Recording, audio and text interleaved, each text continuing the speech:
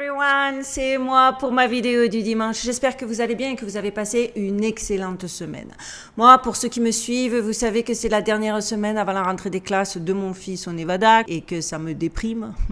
Et de ce fait, j'avais envie de choisir un sujet aujourd'hui. Je vais pas dire léger parce qu'il a fallu que je creuse beaucoup et que ça m'a pris du temps et de l'énergie, mais en tout cas qui me sorte un petit peu du carcan de l'actualité. Et en plus, vous avez été nombreux à me le réclamer. C'est mes sujets préférés et vous savez, ancienne civilisation, les mystères, où on nous ment, ce qu'on nous ment. Et dans la série Mensonges à gogo et autres approximations historiques, en voilà un justement, c'est le sujet de cette vidéo, qui en dit long sur tout ce que cela implique. Alors l'Afrique est un tout petit continent par rapport à la grande Europe, right? D'après les cartes, ok? Eh bien, sur un planisphère inventé par un Européen, peut-être, mais dans la réalité, en vérité, pas du tout. Et oui les amis, saviez-vous que les planisphères que l'on nous montre depuis des centaines d'années et qui sont les bases des cours de géographie de tous nos enfants à l'heure actuelle dans n'importe quelle école à travers le monde sont tout simplement faux? Oui, j'en vois déjà bondir de leur chaise, mais restez accrochés parce qu'il n'y a rien de nouveau sous le soleil, mais que ça va faire très mal à ceux qui s'accrochent au narratif officiel. Partons par contre du principe que la Terre est ronde. Oui, n'en déplaise aux pros Terre plate, ce sujet va peut-être un petit peu vous gêner aux entournures, mais restez accrochés. Vous êtes-vous déjà demandé comment représenter un globe sur une surface plane? Cette projection, baptisée carte du monde de Mercator, est en fait centrée sur l'Europe. Mais dans la réalité, vous allez voir, c'est une toute autre histoire. Sur la projection de Mercator, vous remarquez, par exemple, que le Groenland et l'Afrique entière semblent être de la même superficie. Or, dans la réalité, les amis, le continent africain, accrochez-vous, est 14 fois plus grand que le petit Groenland en termes de superficie. Ce continent africain est en fait aussi grand que les États-Unis, la France, l'Espagne, l'Allemagne, le Royaume-Uni, l'Italie, l'Europe de l'Est, la Chine, le Japon et l'Inde réunis. Concrètement, le continent africain permettrait de caser tous ces pays sur sa surface. Forcément, une fois que vous prenez confiance de ça, encore une fois, qui est indiscutable, on peut alors se demander pourquoi, même encore à l'heure actuelle, l'Afrique semble si petite. Pourquoi on laisse courir ces grosses erreurs de cartographie qui datent de Mercator alors qu'aujourd'hui on sait très bien que c'est biaisé? Quel est le but d'une telle manœuvre? Pour ceux qui cherchent une explication, la plus simple est qu'il est impossible de reproduire une sphère sur une surface plane sans qu'il y ait une espèce de distorsion. Le planisphère est donc une représentation de chaque coin du globe sur une surface plane. Un planisphère européen de ce fera par conséquent un focus sur l'Europe et un planisphère chinois sur la Chine. La carte du monde n'est donc pas faite pour représenter le monde, mais pour exprimer un point de vue sur le monde en fonction du pays dans lequel on se trouve. D'ailleurs, le planisphère a été inventé de base les navigateurs. C'est en effet en 1569 que Gérard Mercator crée une carte du monde pour faciliter les navigations en mer et donc le commerce, mais aussi, et bien malheureusement, les colonisations. Son planisphère permet alors de tracer des routes de navigation en conservant les angles grâce à l'utilisation du compas. Mais sur cette représentation, plus on s'éloigne de l'équateur, plus les surfaces sont agrandies. Ce qui explique donc la grandeur du Groenland et la petitesse de l'Afrique. Malheureusement, ce planisphère a encouragé les colonisations de ceux qui se croyaient vivre dans de grands pays et qui du coup se sont dit « nous allons envahir ces tout petits pays insignifiants ». D'où la colonisation de tous les pays d'Afrique par différents pays européens, comme par exemple la France pour le Sénégal, le Royaume-Uni pour le Ghana ou encore le Portugal pour le Mozambique, entre autres. Cette représentation de Mercator a donc, semble-t-il, été également un facteur aggravant dans la quête de ces terres. Je trouve que c'est déjà assez honteux comme ça, mais voilà, que diriez-vous si je vous annonçais que ce n'est pas la seule raison que ce n'est pas juste une question de représentation, de colonisation ou encore de pouvoir. Non, ce n'est pas que ça. Si je vous annonçais qu'il y a une intention bien plus sombre et énigmatique derrière cette distorsion, pourquoi ont-ils choisi de rétrécir l'Afrique, un continent pourtant immense? Et si ce rétrécissement n'était pas un hasard, les amis, mais plutôt une manœuvre subtile pour minimiser l'importance de l'Afrique aux yeux du monde, pour mieux la dominer, l'exploiter ou peut-être pour servir des objectifs encore plus mystérieux. Ces questions nous amènent clairement à considérer une hypothèse plus que troublante. Et si la véritable histoire de l'Afrique avait été délibérément occultée? Et pourquoi? Petite parenthèse, vous comprenez que je parle du continent africain. Afrique du Nord, Afrique noire. Voilà. Pourquoi tout un pan de leur histoire a-t-il été occulté? Vraiment, pourquoi? Ah, regardez qui nous rend visite, Madame Duchesse. Et d'ailleurs, Duchesse arrive à point nommé parce qu'avant de démarrer et de rentrer dans le vif du sujet, je voulais vous parler de ma collaboration du jour, qui est un outil, pour le coup, qui lui ne cache rien et vous permet de tout gérer en toute transparence. Et en plus, je suis contente de vous reparler de ce partenaire. Vous me connaissez, j'ai le souci du détail et qui fait que, en fait, les choses m'ont pris beaucoup plus de temps que nécessaire. Je voulais bel et bien parler de mon website. Et justement, je sais que certains d'entre vous d'ailleurs ont suivi mon conseil et ont essayé la plateforme Odoo. D'autres m'ont demandé si je pouvais en reparler. Ben, c'est aujourd'hui, c'est maintenant. J'ai trop hâte et je suis vraiment ravie de vous reparler encore aujourd'hui de cette incroyable collaboration avec cette solution innovante, Odoo, le couteau suisse de la gestion d'entreprise. Vous savez qu'en tant que créateur de contenu sur YouTube, je suis constamment à la recherche de moyens pour simplifier la gestion de ma chaîne et la rendre beaucoup plus efficace. Et croyez bien que suivre les méandres et les changements de cap de mon cerveau, c'était pas gagné. Heureusement, c'est là qu'est intervenu Odoo.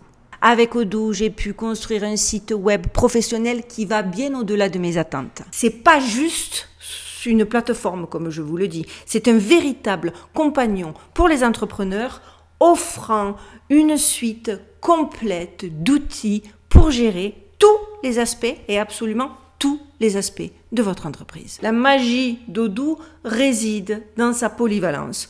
Non seulement vous pouvez créer un site web époustouflant en quelques clics, mais vous avez également accès à des outils de vente, à des outils de comptabilité, de marketing et bien plus encore. Tout ça intégré en une seule et unique plateforme.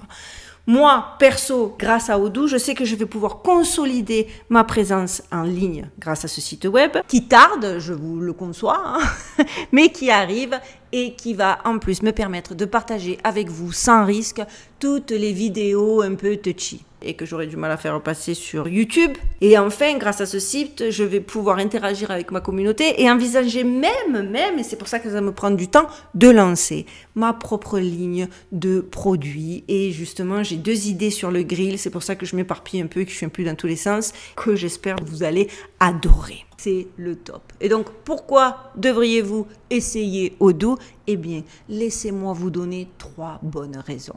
C'est gratuit. La première application est offerte à vie avec hébergement et support illimité inclus.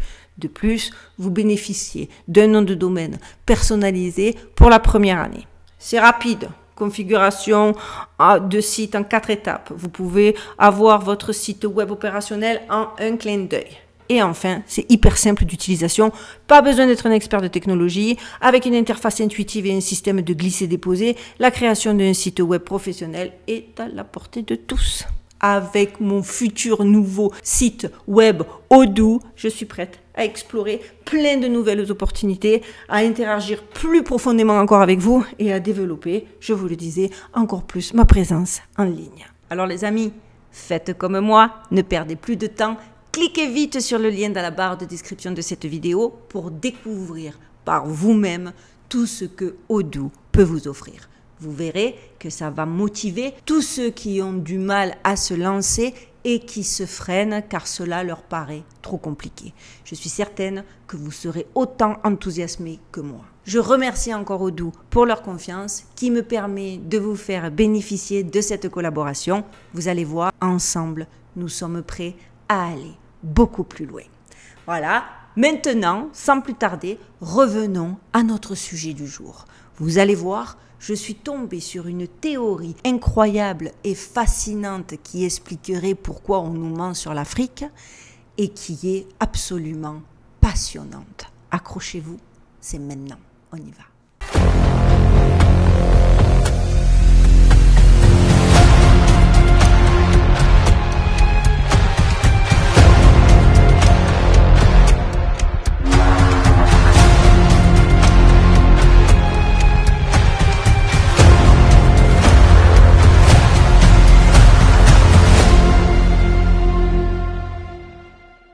L'Afrique, un continent aux ressources incommensurables, est pourtant souvent représenté de manière déconcertante sur les cartes que nous connaissons.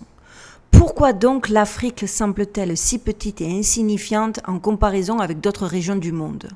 Plus étrange encore, pourquoi ces vastes terres, si riches et fertiles, ont-elles été si longtemps négligées par les grandes puissances ? Première anomalie que nous notons, c'est qu'aujourd'hui, lorsque nous approfondissons ce que nous savons de l'Afrique, on se rend compte par exemple que des cartes anciennes représentaient de nombreux lacs et rivières le long desquels d'innombrables villes prospéraient. Aujourd'hui, bon nombre de ces plans d'eau ont disparu, ne laissant aucune trace des villes anciennes, emportant avec eux les traces d'une civilisation florissante.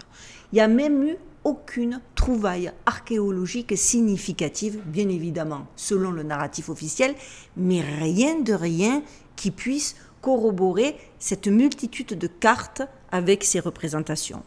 Au-delà de simples erreurs de cartographie, certains suggèrent que ces représentations déformées de l'Afrique ne sont pas le fruit du hasard, mais plutôt d'une intention délibérée de diminuer l'importance du continent. L'Afrique du Nord, autrefois pleine de vie, abrite aujourd'hui le plus grand désert de la planète.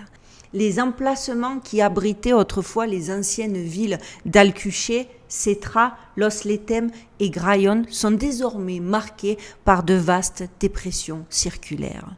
De plus, la structure Richat, également connue sous le nom d'œil du Sahara, est une formation saisissante de 50 km de diamètre, caractérisée par des cercles concentriques et son aspect de pierre fondue dont personne ne peut expliquer exactement l'origine. Considérons quelques questions rhétoriques supplémentaires qui poussent au questionnement. Il est largement reconnu que l'Afrique, riche en minéraux et géographiquement proche de l'Europe, est curieusement restée largement inexplorée jusqu'à la seconde moitié du XIXe siècle. Plutôt que de se concentrer sur le continent africain riche en minéraux qui était presque à leur portée, inexplicablement, les Espagnols se sont lancés dans des voyages s'étendant sur des milliers de kilomètres vers l'Amérique du Sud. Mais pourquoi donc ? La colonisation et la conquête de l'Amérique du Sud ont commencé en 1498. Mais la colonisation de l'Afrique a été retardée de près de 4 siècles pour des raisons qui ne sont pas tout à fait claires. Qui étaient donc les récents habitants de cette Afrique et qu'est devenu le continent autrefois florissant, mais aujourd'hui largement désertifié? C'est encore une fois, vous allez le voir, les légendes africaines qui pourront nous apporter certaines réponses. Parce que bien évidemment, on ne va pas se cantonner au narratif officiel et aux livres d'histoire adoubés par les pouvoirs en place. Donc, dans les légendes africaines, les habitants vivant le long du cours supérieur du Nil préservent la tradition des énigmatiques Bachési à la peau claire, une tribu qui a étonné les indigènes par leur connaissance et leur capacité avancée. Ils sont réputés pour avoir réalisé des exploits dépassant les capacités des humains ordinaires.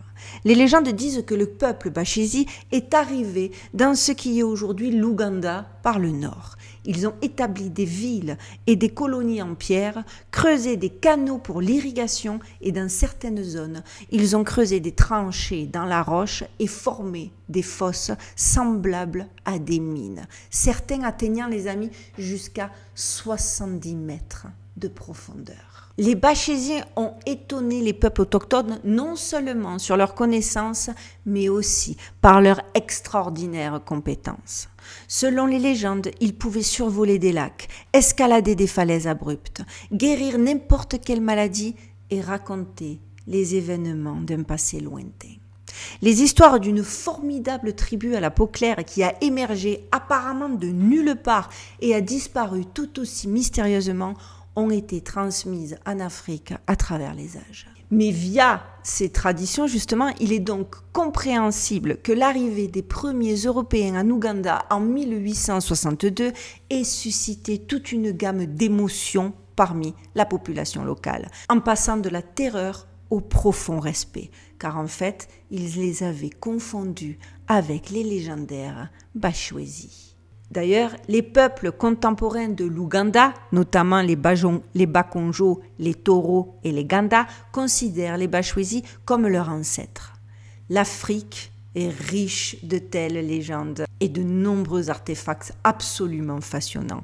Serait-il concevable que tous ces écrits ne soient que de simples fabrications sorties de rien, comme on veut nous le faire croire, ou qu'on ne leur accorde pas d'importance en les cataloguant comme fantaisistes ou incroyables ou... Non, les édifices anciens d'Afrique qui subsistent méritent une attention absolument particulière. Même une enquête superficielle révèle une multitude de telles structures. Considérée l'une des reliques les plus extraordinaires, le roi africain de la cloche. Regardez ça, ces dimensions soulèvent des questions. Qui l'a fabriqué? Dans quel atelier? Et par quels moyens a-t-il été produit? Puisque selon le narratif officiel, seuls des sauvages résidaient dans ces contrées lointaines. Considérons encore les pyramides de Méroé, au nombre d'environ 400, certaines présentant des traces fondues et des sommets endommagés. Ensuite, il y a encore les mégalithes éthiopiens, parmi lesquels les obélix d'Aksum sont les plus réputés. En 1920, les Italiens démantelèrent un obélisque et le transportèrent en Italie, mais il fut finalement restitué. Aujourd'hui, la réinstallation de ce mégalithe nécessite de lourdes machines, alors que les constructeurs d'origine ont érigé un obélisque de 24 mètres sans grue, équivalent à la hauteur d'un immeuble de 9 étages. Et c'est pas tout, vous allez voir, mais déjà rien que ça, tellement de preuves d'une population avancée. Il convient également de noter les énigmatiques terriers de la mort de Volumbi, enveloppés de mystère et situés sur la colline de Tanda à 70 km de Meugénia. Volumbi se traduit par mort dans le dialecte local ougandais. La colline abrite plus de 200 terriers de ce type. Actuellement, Tanda Hill est recouverte d'un sous-bois dense, ce qui rend facile de tomber par inadvertance dans l'un de ces terriers sans guide. Ils sont systématiquement disposés, chacun avec un diamètre d'environ 1,5 m et des profondeurs variables allant de 3 à 70 mètres. Ces trous sont creusés directement dans le substrat rocheux, plongeant verticalement vers le bas. Pourquoi ? Et dites-vous que des trous similaires ont été découverts dans d'autres régions de l'Ouganda. Leur âge précis est incertain, mais les témoignages locaux suggèrent que ces structures existent depuis très très longtemps. Ces cavités ressemblent à des puits de mine par leur forme, mais seuls quelques endroits comportant de tels trous montrent des traces de présence minérale, et même dans ce cas, en quantité minime. Les ressources peuvent être limitées et ce qui a été accessible a peut-être déjà été extrait et utilisé. Dès lors, le mystère demeure. Qui a foré ces roches jusqu'à des dizaines de mètres de profondeur? Et surtout, comment? Le diamètre de ces trous mesure 1,5 mètre. Il est crucial de reconnaître que ce forage de roches était intentionnel, probablement à des fins minière. Cette tâche a peut-être été accomplie par une civilisation avancée sur laquelle nous avons encore beaucoup à découvrir et à apprendre. En 1912, alors qu'elle extrayait du minerai d'uranium à la mine d'Olglo au Gabon, une entreprise française découvrit que la teneur en isotope de l'uranium-235 était inférieure à la normale. Un manque important d'environ 200 kg de cet isotope a été constaté. Les experts du commissariat à l'énergie atomique français se sont alarmés car la quantité manquante pourrait potentiellement produire, accrochez-vous, plusieurs bombes atomiques. Des enquêteurs ultérieurs ont relevé que les niveaux de concentration d'uranium-235 à la mine d'Olglo correspondaient à se trouver dans le combustible usé des réacteurs nucléaires. Mais comment c'est possible compte tenu de l'ancienneté du site? En 1975, une conférence scientifique a eu lieu à Libreville, la capitale du Gabon, où des experts en physique nucléaire se sont réunis pour discuter d'un phénomène particulier. Après de longues délibérations, ils ont convenu de reconnaître la région d'Olglo comme le seul réacteur nucléaire naturel connu sur Terre. Mais vous vous rendez compte, les mecs, j'aime bien, parce que chaque fois qu'il y a un truc inexplicable à expliquer, ils te sortent un truc de derrière les fagots qui n'a rien à voir, c'est plié, c'est torché, de toute façon, qui va chercher à comprendre, et c'est fini campagne. Voilà, c'est comme ça, il n'y a pas d'explication, mais rassurez-vous, c'est naturel. Mais bon, on estime que ce réacteur a vu le jour, accrochez-vous, il y a 1,8 milliard d'années et a fonctionné pendant 500 000 ans avant de s'épuiser, laissant derrière lui du minerai comme sous-produit de son activité. Tous les participants à cette conférence n'étaient pas d'accord avec la décision voilà, c'est naturel. Certains scientifiques ont trouvé cela invraisemblable et indéfendable après une analyse critique, affirmant qu'une réaction en chaîne ne pouvait être déclenchée que dans des conditions contrôlées. Ils ont expliqué que ce côté, c'est le premier réacteur nucléaire naturel, c'était complètement aberrant. Ils ont soutenu qu'une improbable convergence de facteurs aléatoires serait nécessaire pour qu'une telle réaction se déclenche et les mathématiciens affirment que la probabilité que cela se produise est pratiquement nulle. Et pourtant, c'est quand même la version du narratif officiel que vous retrouverez dans vos livres d'histoire. Donc, heureusement que nous, les chercheurs de vérité, on a bien compris qu'il fallait aller au-delà. Parce que quand même, dans les centrales nucléaires, des équipes de professionnels surveillent avec diligence le fonctionnement du réacteur en permanence, modulant ses modes pour éviter des dysfonctionnements ou des pannes catastrophiques. La moindre erreur pourrait précipiter des catastrophes comme celle de Tchernobyl ou de Fukushima. Cela soulève alors la question qui me semble d'une logique imparable. Est-il concevable qu'un système aussi complexe ait fonctionné de manière autonome pendant près d'un demi-million d'années sans qu'aucun incident arrive et qu'aujourd'hui on te dise que c'est comme ça et que c'est pas autrement et qu'il n'y a pas à chercher de mystère autour de ça? Non mais quand même. La mine du Gabon ne ressemble pas à un réacteur nucléaire naturel. Cela ressemble davantage à un cimetière nucléaire vraisemblablement établi par une civilisation avancée.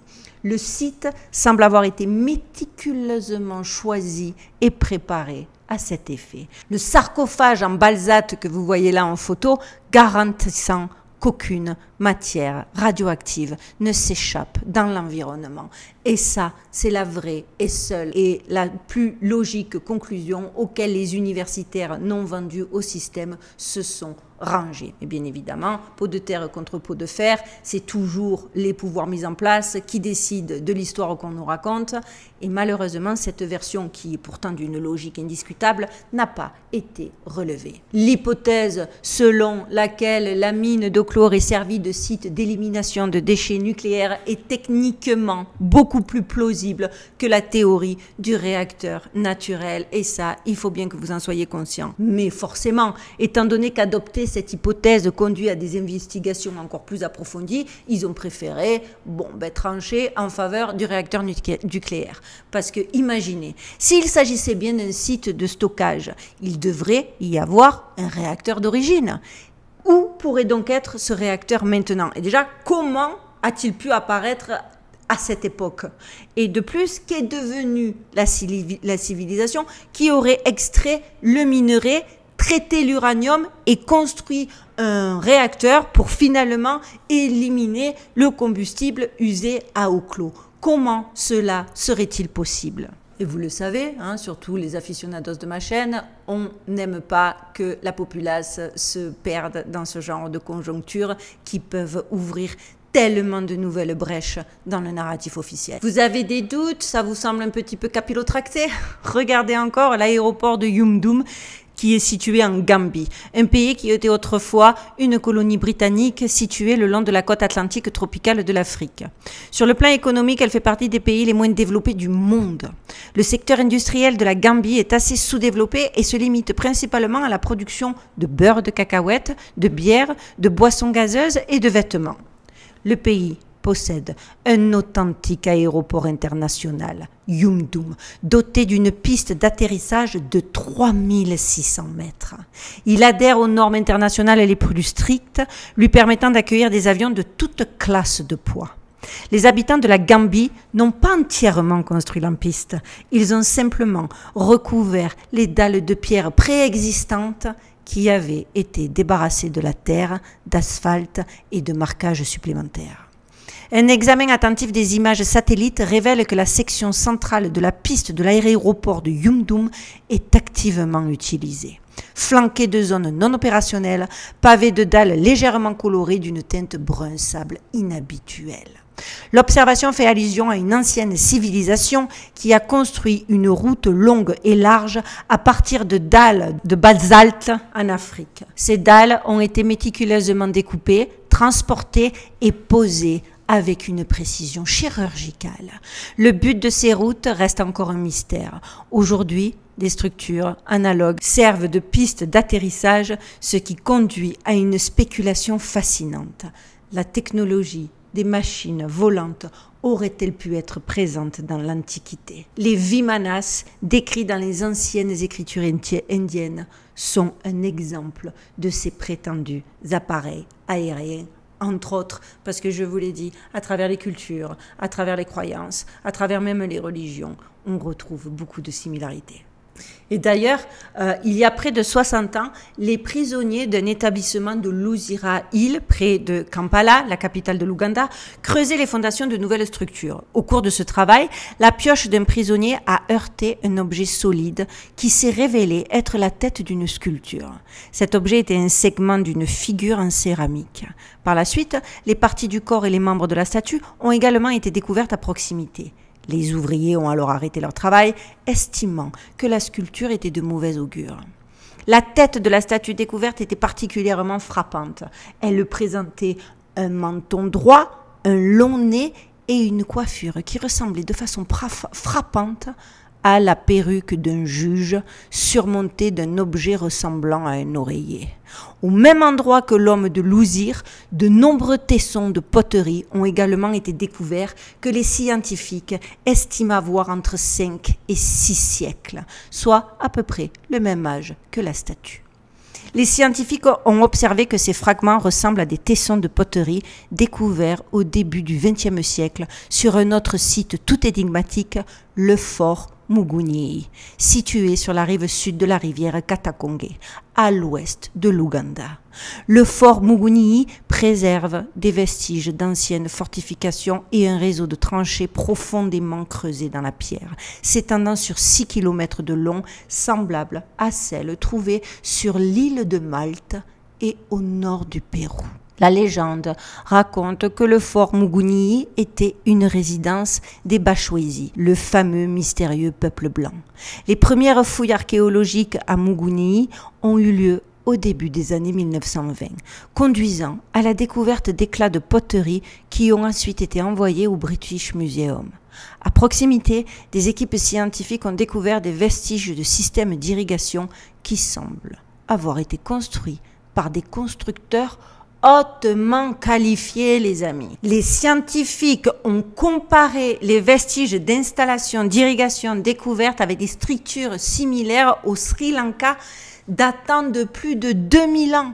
Par ailleurs, un mystérieux cylindre d'argile orné de symboles indéchiffrables a été mis au jour lors de fouilles archéologiques au fort. L'histoire du Grand Zimbabwe, encore et toujours, parce que là je vous en cite, mais la liste est non exhaustive, est aussi particulièrement remarquable. En 1867, le géologue allemand Karl Mock découvrit une ancienne colonie et une série de structures qui seront plus tard reconnues comme le Grand Zimbabwe. Le terme Zimbabwe, d'ailleurs, signifie maison en pierre dans la langue de la tribu locale.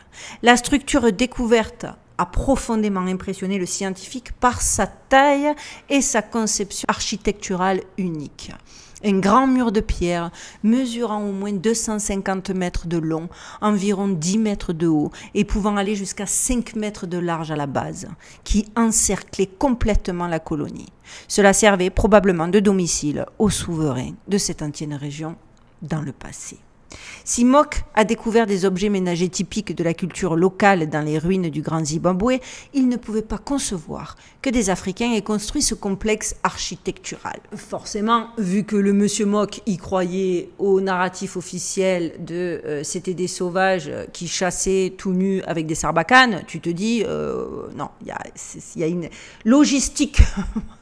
Logistiquement, c'était pas possible. Traditionnellement, les tribus locales construisaient leurs maisons et leurs structures à partir d'argile, de bois et d'herbes sèches, ce qui, dans le cas qui nous intéresse au Zimbabwe, rend l'utilisation de la pierre comme un matériau de construction complètement atypique, pour pas dire chronologiquement faux. Vous voyez ce que je veux dire? Les découvertes archéologiques d'origine arabe et perse suggèrent que le Zimbabwe était connecté au reste du monde. L'archéologue britannique Roger Summer, qui a étudié les mines du Zimbabwe en 1958, en a déduit que les techniques d'extraction du minerai étaient probablement influencées par celles utilisées en Inde. Les ruines du Zimbabwe ne sont pas seules. Il y en a encore près du port de Nova Safala, au Mozambique, se trouvent les ruines de plusieurs structures similaires, mais un peu plus petites. Il est généralement admis que le mur elliptique n'était pas destiné à la défense. Actuellement, plus de 400 monuments de cette ancienne civilisation ont été identifiés. La fonction des murs intérieurs et des passages reste un mystère, car leur conception suggère qu'il n'y avait pas de toit. Le rôle de la tour conique ornée d'un motif en zigzag est également inconnu. Le style de maçonnerie présente une ressemblance frappante avec celui des murs de la ville de Gebel Barkal, dans l'ouest du Soudan, suscitant des réflexions sur le style architectural distinct du Zimbabwe et sur la façon dont il s'écarte des styles européens. Je le répète, comment peut-on concevoir que ces structures architecturales indiscutables, aussi complexes, soient l'œuvre de soi-disant sauvages? Ceci, tout ce que je viens de vous montrer comme artefact et comme structure inexplicable en Afrique, ça démontre qu'une population de bâtisseurs primitive, comme ils veulent nous faire croire qu'on était dans les temps anciens, ne tient pas la route. Ça ne tient pas la route. Comment aurait-il pu ériger et positionner les massifs blocs de pierre? Je veux dire, on nous fait croire que c'est que les Égyptiens, et en fait, tu découvres que pas du tout. Pas du tout. Sauf que les Égyptiens, ça a dû être beaucoup moins difficile à dissimuler. Donc, de ce fait, on est obligé, ils ont été obligés d'annoncer l'histoire des pharaons. Alors que là, l'Afrique, étant donné qu'on l'a minimisé, qu'on l'a recalé, qu'on en a fait un pays primitif, bon, ben, ça, c'était beaucoup plus simple. Mais en vérité, les questions sont les mêmes. Dès 1934, les scientifiques ont établi un lien entre Mugenia et les ruines du Grand Zimbabwe. La comparaison des conceptions architecturales des structures ougandaises et zimbabwéennes, ainsi que la découverte de ce qu'on appelle l'homme de Luzira, près de la capitale ougandaise, a révélé de nombreux parallèles. Il s'agit notamment de formations semi-circulaires ou semi-elliptiques de petits cours à côté des murs du bâtiment central et de techniques de construction de murs similaires. Des fouilles récentes à Mugenia ont mis au jour des fragments de poterie qui ressemblent de façon frappante à celles trouvées dans le Grand Zimbabwe. Remarquablement, un cylindre semblable à celui découvert à Mugenia a également été trouvé parmi les ruines du Grand Zimbabwe, reflétant une découverte similaire lors de fouilles antérieures à Chypre. Gebel Barkal est situé au milieu du désert du Sahara, un endroit difficile d'accès sans transport fiable. Les vestiges de cette ville sont nichés parmi les sommets désolés du mont Gebel Vounung. Un chemin sinué bordé de rocheux monte jusqu'à la ville, culminant au sommet haut de 1000 pieds. Au pied de la montagne, le long du chemin, se trouvent les ruines de palais, de rues et d'édifices de l'une des plus grandes villes disparues d'Afrique, aujourd'hui entourées d'arbustes. On est d'accord, les amis, que tout cela soulève une seule et unique question. Les descendants de l'énigmatique peuple africain à la peau claire auraient-ils pu réaliser une prouesse technologique leur permettant de produire des armes nucléaires compte tenu des riches gisements d'uranium du continent découverts dans des endroits comme Bura, le Transvaal et la Rhodésie?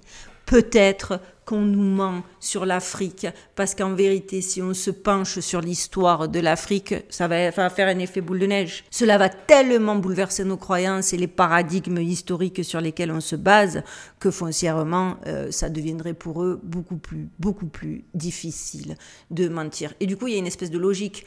On a transformé, on a fait passer, là où il existe les preuves indéniables que l'histoire qu'on nous raconte est fausse, ben c'est des pays qu'on a catalogués comme pays sous-développés, pays du tiers-monde, on les amenuise sur les cartes, on vous fait croire soit que c'est dangereux, soit qu'il faut pas y aller, soit que c'est primitif, etc., etc.